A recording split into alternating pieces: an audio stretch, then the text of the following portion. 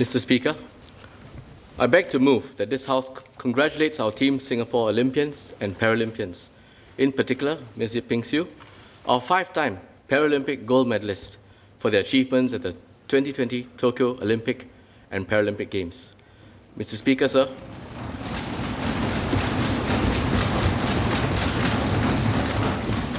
We welcome our Team SG athletes who are seated in chamber today. I can invite members to join me to stand and applaud and thank our athletes.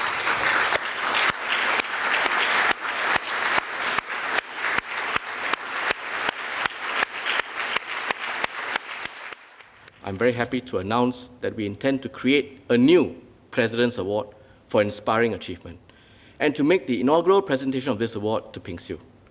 President Halimah Yacob has agreed to this proposal. It is hard to find words to describe Pin Xiu, our most decorated Paralympian. At the age of 29, Pin Xiu blazed her own path, both in and out of the pool. At the 2008 Beijing Paralympics, Pin Xiu brought home her and Singapore's first ever Paralympic gold and silver medals. Pin Xiu went on to clinch 2 more gold medals and also set 2 world records at the 2016 Rio Paralympics. These records continue to be unmatched, unbroken today.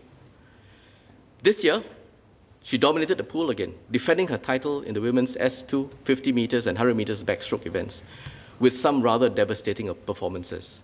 She won the 100 meters with a margin of more than 9 seconds. Outside of the pool, Pin Xiu has made extensive contributions to our nation. As a former nominated Member of Parliament, Pin Xiu was the voice of her generation. She was a passionate advocate on issues such as sports and inclusion, and spoke out articulately against campus sexual violence and workplace harassment. This award will recognize Singaporeans who have overcome personal adversity and led inspiring lives. Through their outstanding and wide-ranging achievements and contributions to society, they are role models who instill a sense of national pride in fellow Singaporeans. This prestigious award will be conferred by the President to deserving recipients who will meet its highest qualifying criteria. It will be presented to Singaporeans with fitting achievements and may not be given out every year. Pin Xiu has demonstrated these exceptional qualities. She has stared adversity in its face, time and time again, overcame it. She is truly an inspiration to Singaporeans, and it is only appropriate that she will now become the inaugural recipient of this award. A few members of this House have asked if we can do more to reduce the disparity in cash awards between the Major Games Awards Programme, or MAP, for able-bodied athletes and the Athletes Achievement Awards, or AAA, for para-athletes. The MAP and AAA are private award schemes that are managed by the SNOC and SNPC, respectively.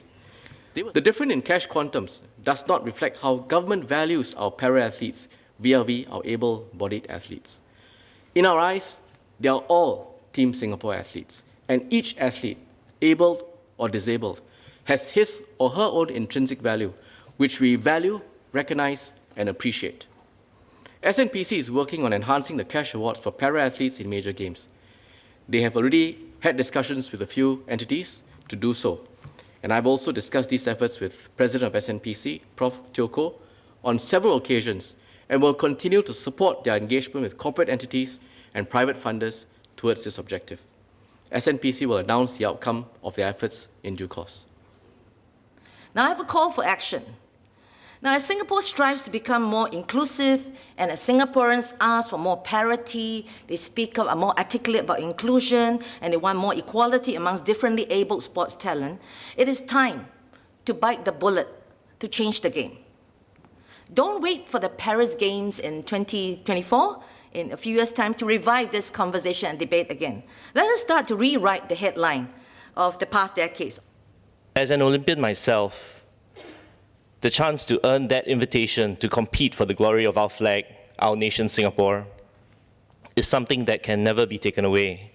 You are now Olympians and Paralympians forever, as you have stood head to head and toe to toe amongst the world's elite at the greatest show of excellence. For over a month, honourable members here, like most Singaporeans, eagerly followed your progress through the Games, and you did not disappoint. You brought us through a multitude of emotions. We felt your joy when you did well, your passion when you fought, and your disappointment when things didn't go as you hoped. Thank you for inspiring us during these challenging times, for stepping up and enabling us to look forward to you representing us, for showing the best of us as a people, and for connecting us with the rest of the world.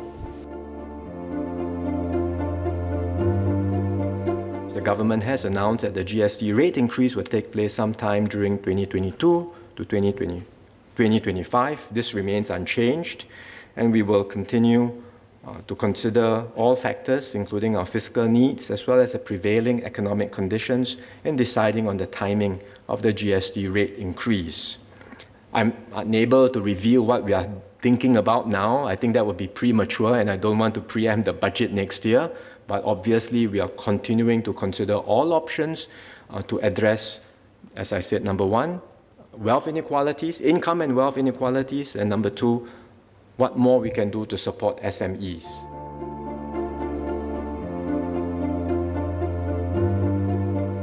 Mr. Speaker, members have shared concerns about the impact of the ongoing pandemic on our HDB BTO supply, the progress of construction work, and waiting times for ongoing projects. We are watching the progress of all BTO projects closely and have stepped up efforts to detect emerging issues earlier and resolve them. Fourth, existing home buyers may be concerned about further delays to ongoing projects, given the impact of COVID-19 on the construction industry.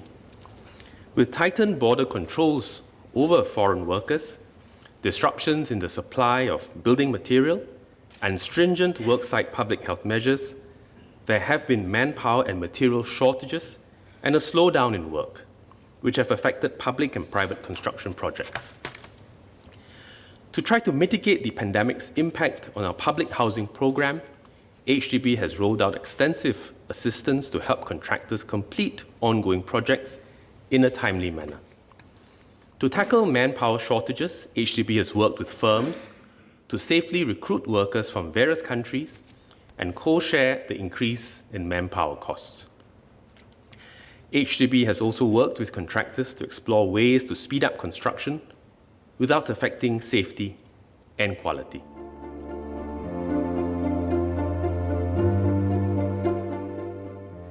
Despite the COVID-19 pandemic, the employment rate of those aged 55 to 64 held steady at over 67%, while the employment rate of those aged 65 and above has increased from 27.6% in 2019 to 28.5% in 2020.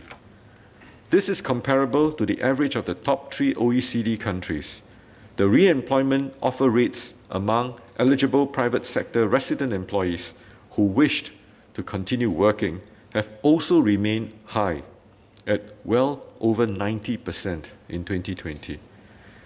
Senior worker employment rates have held up. We are working closely with the Ministry of Health in terms of an overall broader construct in terms of studying how to ensure the healthy aging together with the healthy productivity is maintained. Today, we have a very clear sustained path to raise the retirement age eventually to 65 and the re-employment age to 70.